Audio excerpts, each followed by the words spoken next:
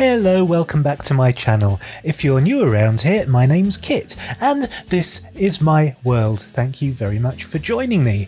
In this episode, I'm going to be doing the mid-year book Freakout tag, originally created by Earl Books.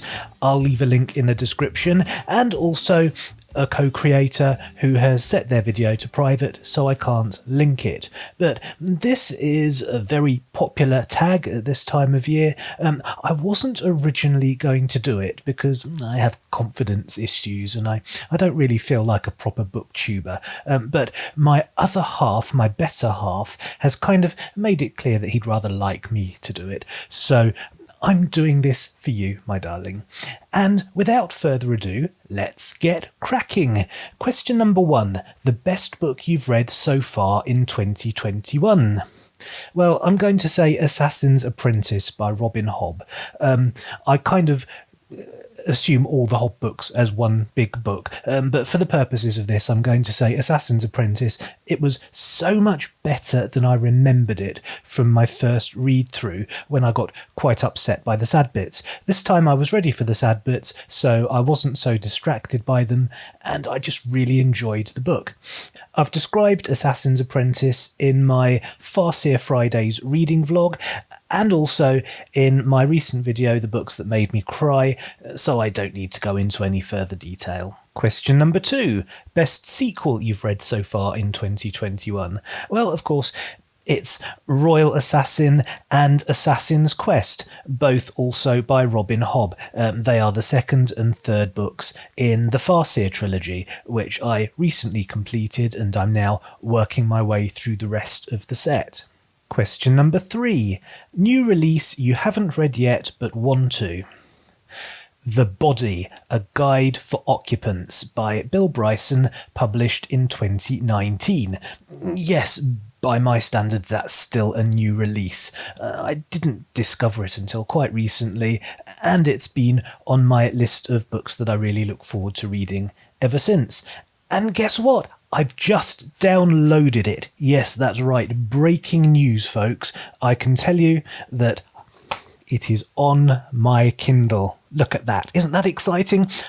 Kit has finally downloaded another book, and I'm going to read it as well, and I'm really looking forward to it because I am, as you probably know if you've been watching my channel, I'm a huge fan of Bill Bryson, and so I'm always very excited when there's a new Bryson book for me to read. So that's on my Kindle, and I will be starting that possibly as early as today. Question number 4. Most anticipated release for the second half of the year? Well, I'm going to say Sword of Fire by Catherine Kerr. This is the latest in the Devery series by Kerr, and it comes about 10 years after she finished the previous book, so this is a very long-awaited book, and it starts, I believe, a whole new cycle. So I think this is a book that new readers could jump straight in and start this book, but also, as I understand it, there are some characters and some hangovers from the previous books, and of course, because it's Kerr, it's doubtless going to be flashing back in time to previous stories and characters that old devotees of Kerr will be familiar with.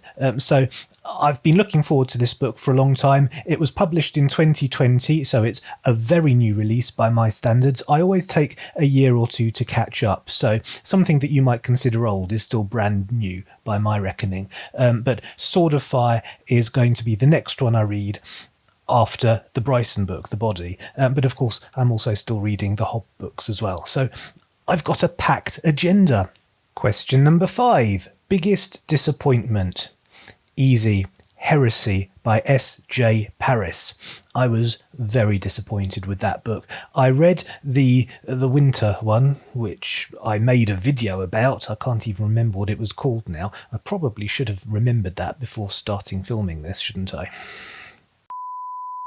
I read Dead of Winter quite a while back and got excited enough about it to make a special video all about it.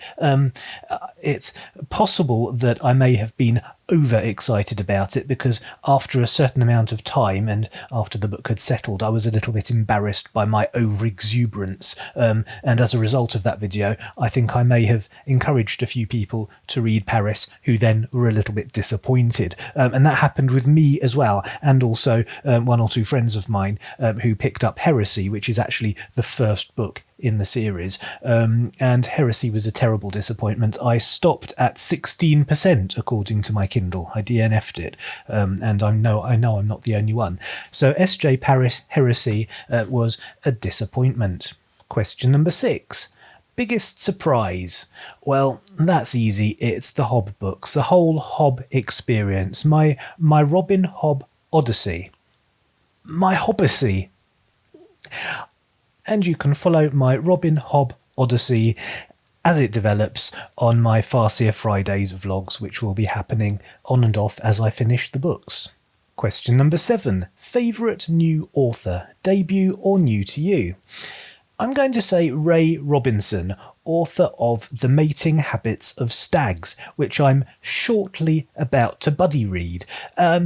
I have only read the first few paragraphs and already I think it's delightful. I really like the author's voice, I like his writing style. I can tell that this is a book that I will get completely caught up in.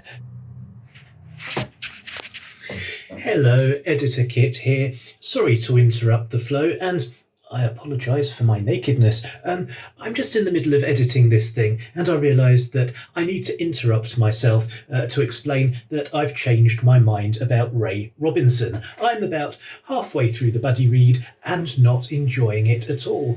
I don't like the author's voice, I don't like his style, I don't like his book. So anyway, with that in mind, let's get back to the video. So I've been looking forward to reading The Mating Habits of Stags for a while, ever since I saw Sean the Book Maniac talking about it. And so me and someone else, who shall remain nameless for now, are going to be buddy reading it very shortly, and I will be bringing you my report as soon as we're done. Question number 8. Newest fictional crush? Well, this is only the newest because, in the strictest sense of the word newest, I haven't had one since, but this has been going on for a little while now, and you've heard about it before. It's Lord John Grey from the Outlander books by Diana Gabaldon. Lord John Grey is a secondary character in the books, although he later was given his own series, which I haven't read, although I've heard that they're not quite as absorbing as the Outlander books. I absolutely adore John Grey. He's a brilliant character. He's actually, if not one of my favourite characters, possibly even my favourite character.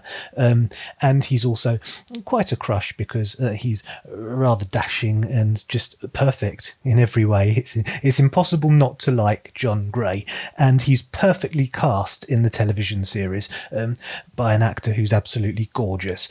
So Lord John Grey is a definite fictional crush. Question number 9. Newest favourite character?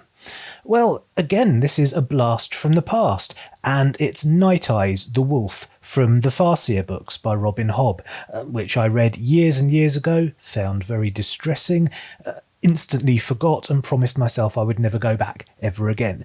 And now I'm back, and I'm reading them and loving them, and Night Eyes is almost certainly my favourite ever literary character.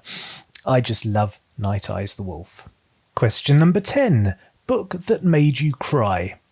Well, there are books, plural. Most books make me cry, in all honesty. Either they're sad, in which case there is lots and lots of snot and I cry and weep and sob, embarrassingly, or they make me happy and I cry because I'm happy.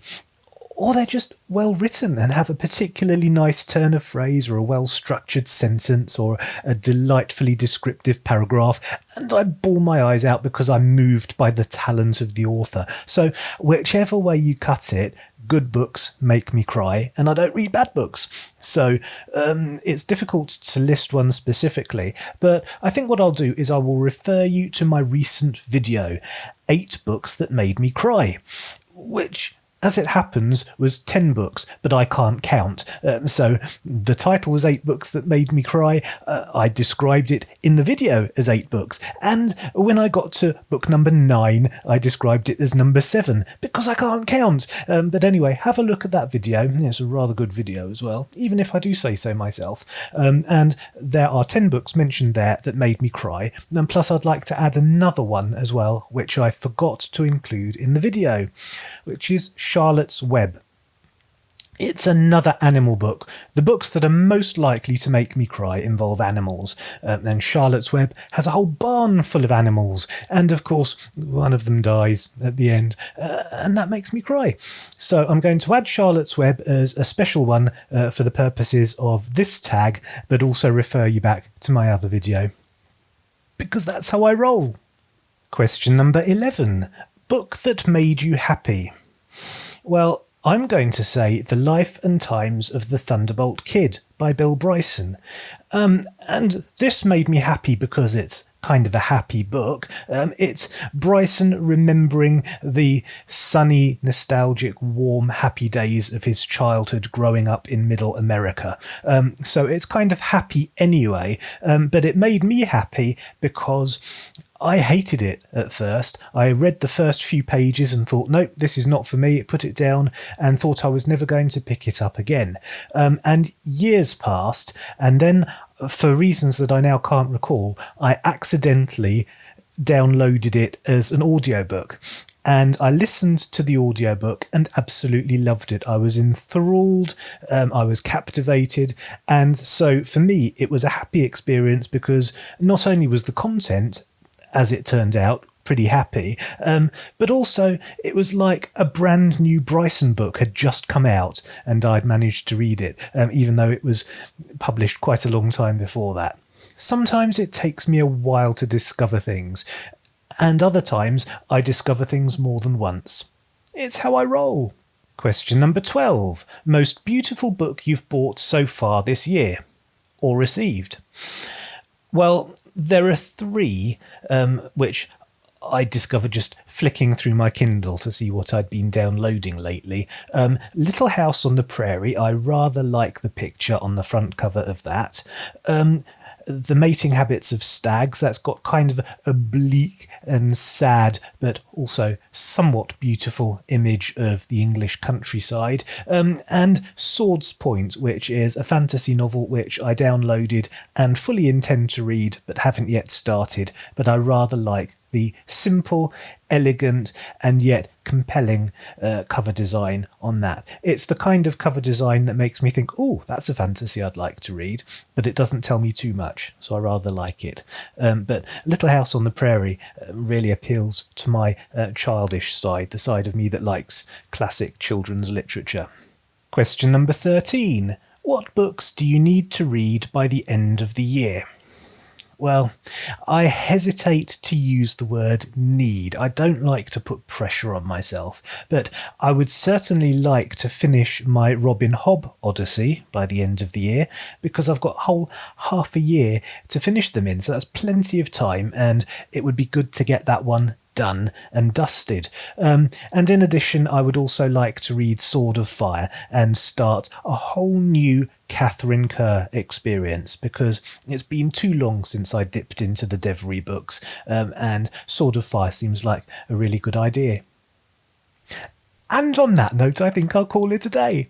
Thank you very, very much for watching. I hope you enjoyed it. If you did and you haven't already, you know what to do. Please hit the subscribe button, hit the like button, share, comment, do all the good stuff, and I will see you next time. See you later.